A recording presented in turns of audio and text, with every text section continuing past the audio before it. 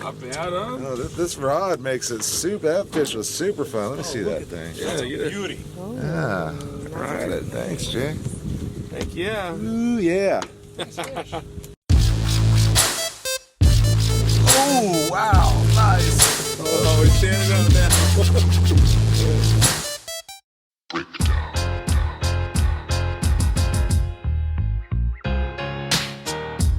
I'll be the first to admit that when it comes to slaying California Delta striped bass, I am 100% biased. I mean, if I had it my way, all I'd want to do is try to force feed these fish some Alaskan cedar all day long. Truth is, I can't recall ever soaking a bait for a Delta striper. But that all changed one November day when Michelle and I got the call from Captain J. Lopes, owner of Right Hook Sportfishing, to come out for a day of drifting live mud suckers on the California Delta. I've known J. Lopes for several years now, and he's always struck me as the kind of guy who's after my own heart. Fish on.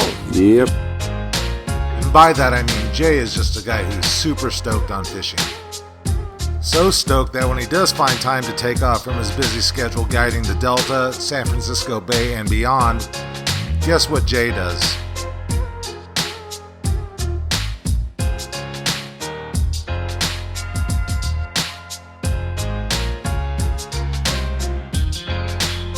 It was really cool watching Captain J go to work, controlling the drift by utilizing both tide and bow-mounted trolling motor to keep the boat sweet with the bottom contours of these drifts he knows so well.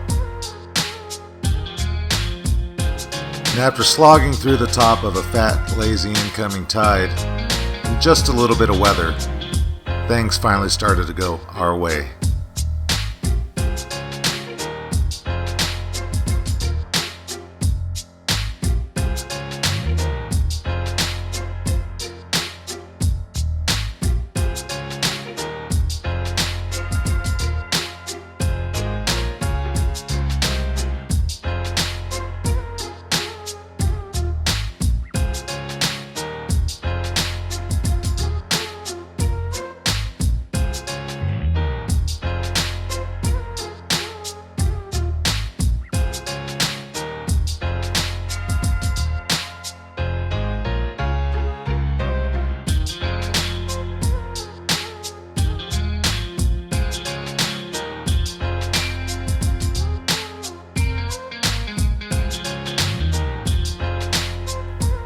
With the change in weather and tide, it wasn't long before the whole boat started to get bit.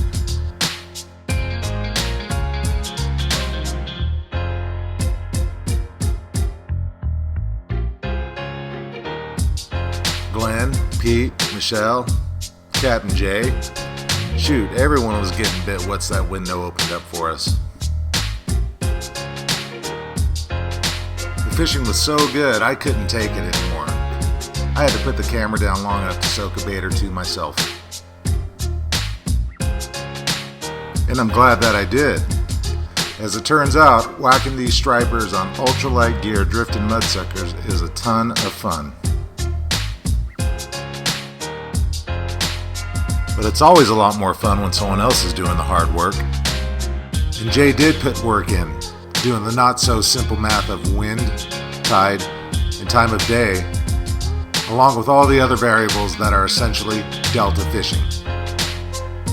And despite epic fishing, perhaps the coolest thing about the day was watching and learning from one of the Delta's best.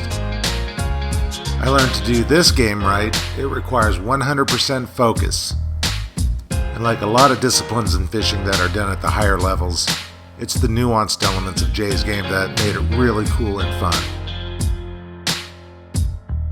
Watch now as Captain J breaks down some of the finer points of his game that make it so productive.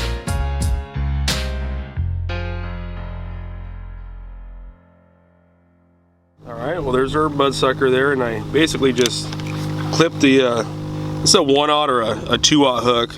Just go right through the lower and the upper. And then you're just gonna set it on down, and you'll let it all the way down to the weight hits the bottom. And what I like to do is kind of stop letting out line there at the beginning, so just don't hit the bottom and continue letting out line This goes for any type of live bait drifting. You don't want to be dragging. You kind of want to be just skipping the bottom, just like halibut fish in the bay, you know. So you're gonna hit bottom and just stop letting the line out, and then every time you lower your rod tip, you should feel the weight tapping the bottom. And if it doesn't, just pan out a little extra line, and that'll allow you to stay near the bottom without dragging. Because you don't want that bait laying on the bottom. You want it to be elevated, because we have a 3-way swivel set up there. So you want it to be just off the bottom, just a little bit. Stripers are bottom feeders a lot of times too when they're the deeper water. So you want to be near the bottom, but without dragging. That's the biggest key. So this is a basically this is a 1/0 or 2/0 octopus hook. You could use circle hooks too. When we get a lot of little fish, I'll put circle hooks on so we don't kill a lot of fish. That's just a perfection loop. 15-pound P line. This CXX, you can't beat it. Then here I got this is basically a 3-way swivel setup. So you could use a 3-way like you would down the bay for halibut fishing, but this is sliding. This is in case I go to net a fish or something and the weight gets caught in the net, we don't break the fish off. We do the same for salmon in the river as well. And that's just a crane swivel. Then we got about an 8-inch leader to your weight. So 1 ounce weight, and then we have a snap swivel at the end of here, at the end of the weight leader. Jake. Oh, I get a bite. So that's it.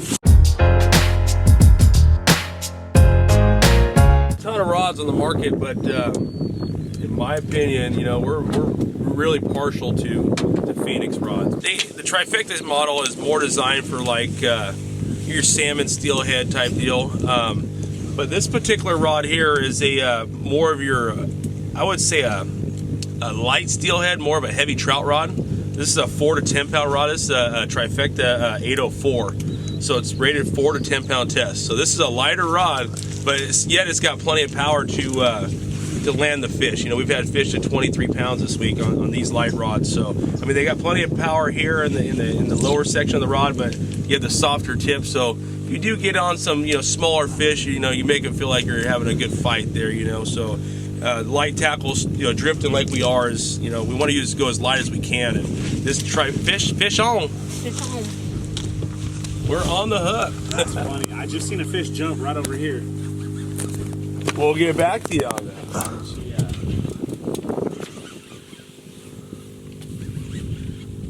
Right when I readjusted my rod. Right.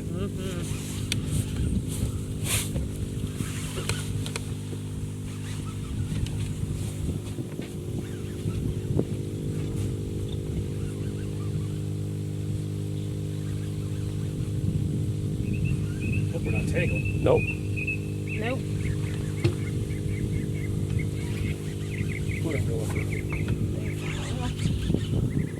She might have to walk to this side. Ooh. There you go. Watch out there, Glenn. Oh, nice fish. Keeper. Oh. That's a keeper. Got a lot bigger. Right? That's a keeper, No. though. Look at that bait. Choked. Yeah. In the lure industry, that's choked. Boy, aggressive little guy, huh? Totally.